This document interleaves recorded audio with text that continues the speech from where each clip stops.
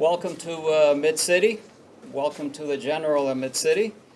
I want to thank all of you for coming here today so we can share a little bit of what we're doing here today, along with a collaboration with the state government, the local government, and with the military.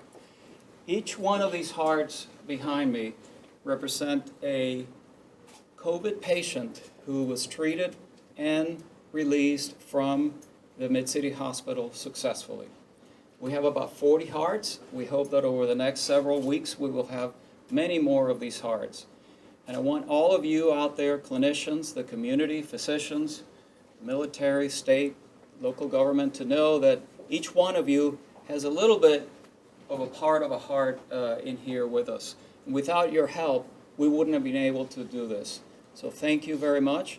And I'm going to introduce Governor Edwards now, who will have a few words of encouragement, thank yous for all of us, and perhaps a little bit of a briefing in terms of what he's expecting in the coming days. Thank you. Thank you, Edgardo, and thank all of you for coming out this morning. It's a pleasure to be with you, although we all wish that we weren't here under these circumstances. And I want to thank all the people at Baton Rouge General, both at this facility and at the other campus, and for the work that you all have been doing for a long time. And the way that you quickly stood back up this hospital and expanded your capacity to take COVID patients, and doing it in cooperation with all the hospitals in this region really has been inspiring to me. It's made a tremendous difference. And Edgardo, there's no doubt that these hearts on this wall wouldn't be there but for the fact that you did this, and all of the wonderful healthcare professionals that you have here working, and they're working really across the region, across the state. And just like when I talk about numbers, and I'm going to do that again in a minute with the daily update, every one of these hearts represent one of our brothers and sisters. So this isn't just a heart on the wall. This isn't just a number. This is somebody's mother, somebody's father, or brother, or sister, or aunt, uncle. So thank you for what you're doing here. Mayor Broome, thank you very much for your work and all the work that you're doing and your team's doing to serve East Baton Rouge Parish. I also want to thank Lieutenant General Laura Richardson for being here with us today, and all of the folks from the U.S. Navy who are here staffing these beds here at the Mid-City campus. Incredibly important to us and making a tremendous difference. Welcome to Louisiana, each and every one of you. As I said, I'm grateful for the team here at the Baton Rouge General. And if you look not just here in Baton Rouge, but across the state and across the country, and if you're looking for heroes today, they are our healthcare professionals. They are our nurses, our doctors, our respiratory therapists, everybody who is coming together to work so hard and so well to save lives and to improve lives. And you know, when we pray to God that we will provide comfort and peace to these COVID patients and healing to them, you know, He sends healthcare professionals. So it really is an answer to our prayer. And so we need to pray for those individuals too, that they will have the grace and the courage and the strength to be able to do what they're doing day after day and continue making that positive difference. And the support that we are getting from the Navy is absolutely invaluable, and we really, really appreciate it. And look, this is coming from a West Point graduate. It's hard for me to say. No, I'm joking. It's not hard for me to say at a time like this, but I will say beat Navy. I would also be remiss if I didn't thank the members of the Louisiana National Guard who are supporting our COVID response. 1,281 members that are working right now under the excellent leadership of General Keith Waddell and all the folks that he's got there working for him. Another 31 still doing recovery work from tornadoes last Sunday, Easter Sunday. And this is another reminder to everybody, we have forecasted a great likelihood, good chance of severe weather again this weekend, primarily in North Louisiana, but we should all be mindful of that for the rest of today. I want to go through the numbers today. I can report that at noon, when we update our numbers on cases and so forth, we're going to report 348 new cases in Louisiana. That'll bring us to a total of 23,928. Unfortunately, we will also report 29 new deaths, bringing us to a total of 1,296 deaths. Now, the number of cases and the number of deaths are lower than they have been for the last number of days. That's a good thing, but I would caution everybody that typically on Sunday the numbers go down. It's just a function of when the labs report and so forth. And so what we would like to see is a continued downward trajectory tomorrow and Tuesday and on through the week.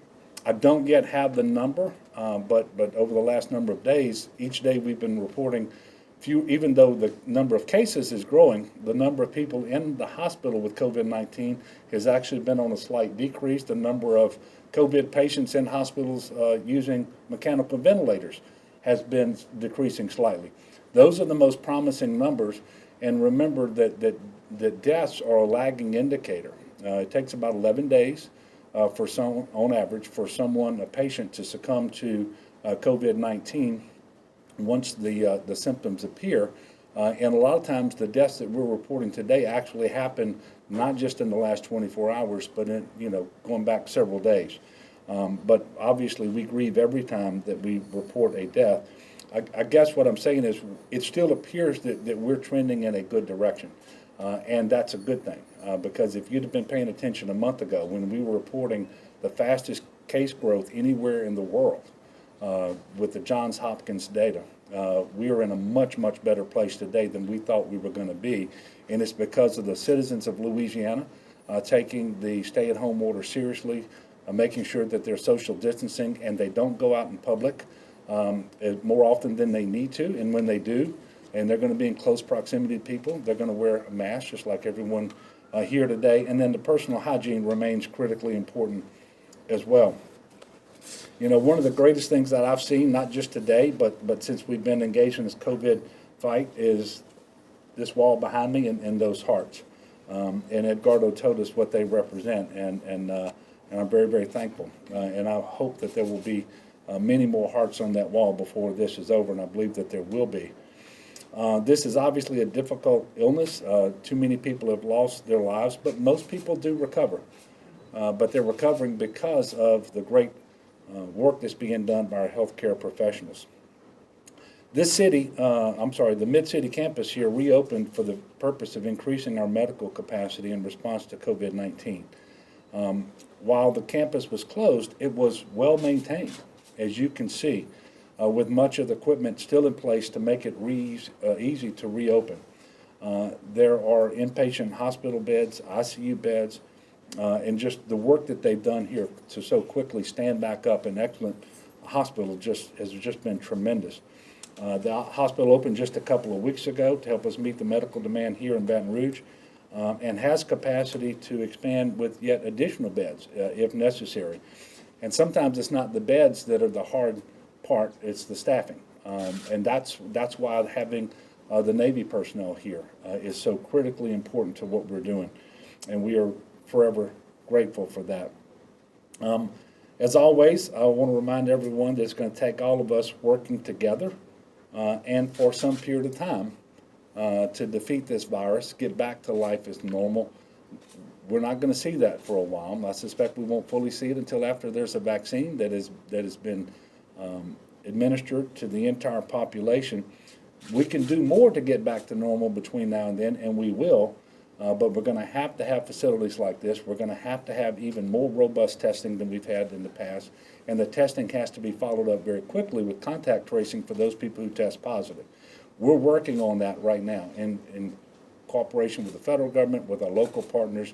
And as tough as it's been, I am very heartened, very gratified to tell you that we've had more testing in Louisiana on a per capita basis than any other state in the nation. And that has helped us to turn the spread around and to do better. So I want to thank all of you again for coming out this morning. It is my pleasant chore right now to introduce the mayor, president of East Baton Rouge, Mayor Sheron Weston Broome. So thank you for being here. Thank you for your leadership. And I look forward to continue working with you, Mayor. God bless.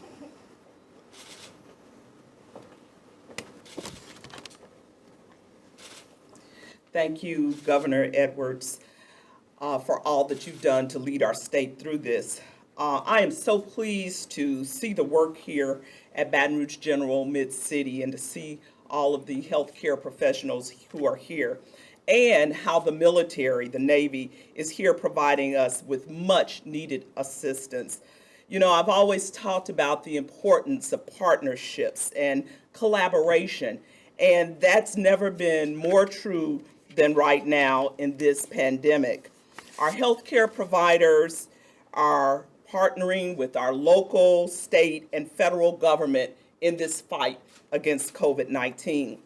The residents of East Baton Rouge Parish deserve united leadership during this pandemic, and what you are seeing right here is exactly that, united leadership. So I want to thank all of our residents for all that they have done to slow down the spread of this virus by staying at home. And that is the new hashtag, stay at home until further notice. You know, these are indeed anxious times. As the governor and as Edgardo has stated, we have lost many of our own people. Today, as we think about the Sabbath day and Sunday, let us remember them in our prayers, and we will, moving forward, address the inequities that have been laid bare during this crisis as well.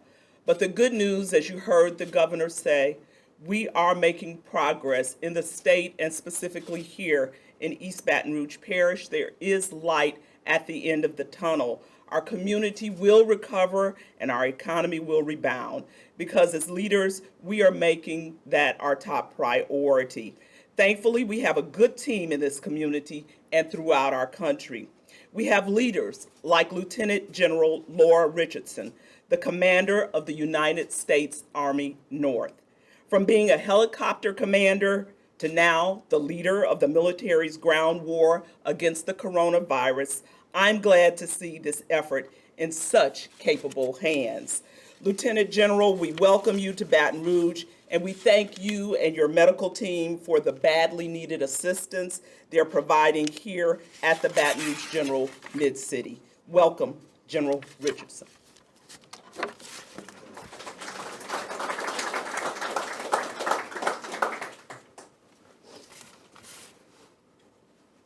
Well, thank you, Mayor Broome and Governor Edwards. It's my privilege to be here, absolutely, in the great state of Louisiana, and the support that we're providing to the Baton Rouge General Hospital here. And just amazing support, being able to come into the facility. The staff here is just like a family.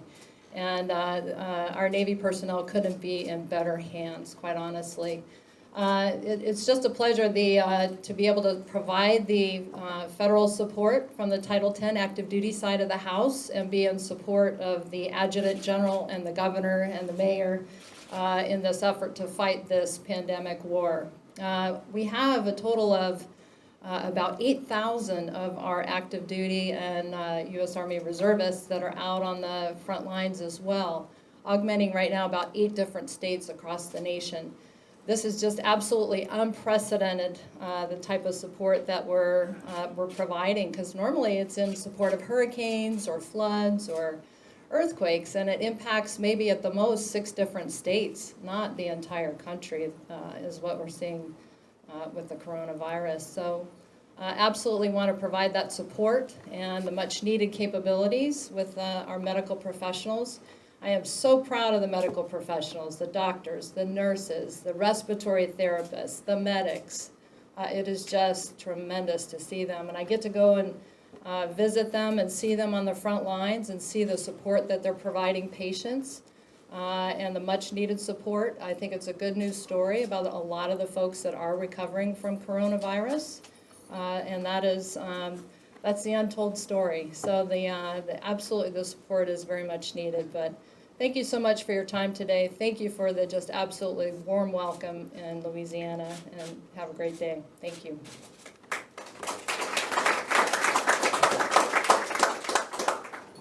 And I would like to open the floor now for questions from the media, if any. I knew that was going to be too easy. I'm sure it's not for me. So. Questions for the governor. You talked about how this is especially difficult because states can't help other states. We're all kind of in the same boat here.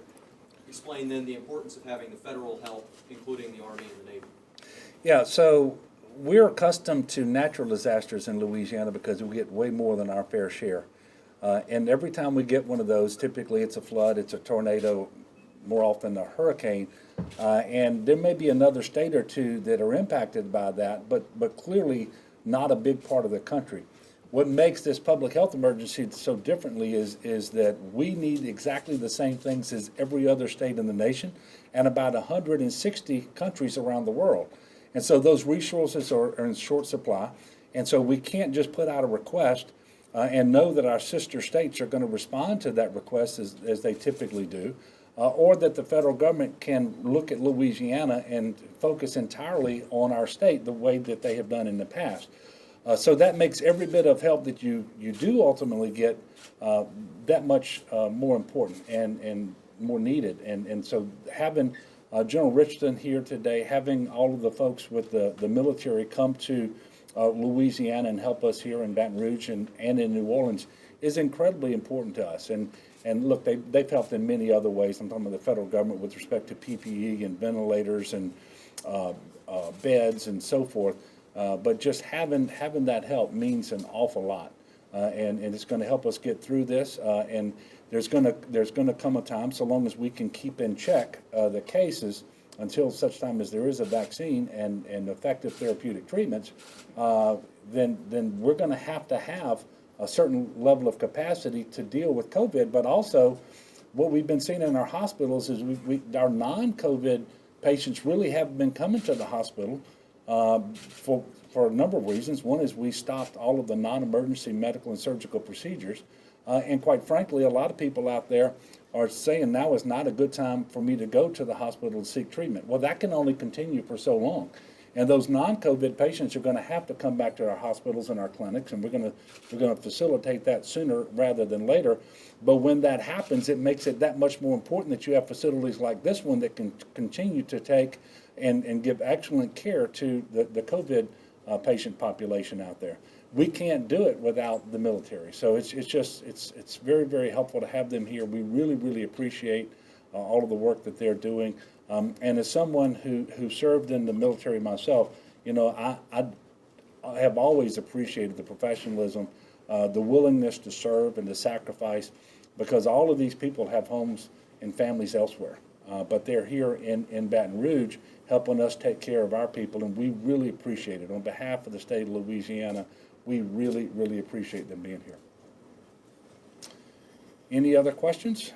I don't know if either y'all could take this, but could you just say what the role is every day for these active duty members, what they're doing here?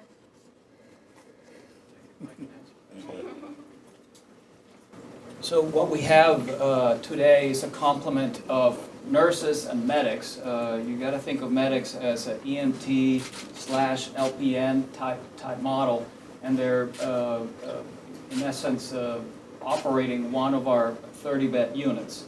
In the next few days, we will expand that to an additional 30-bed unit and to the intensive care unit.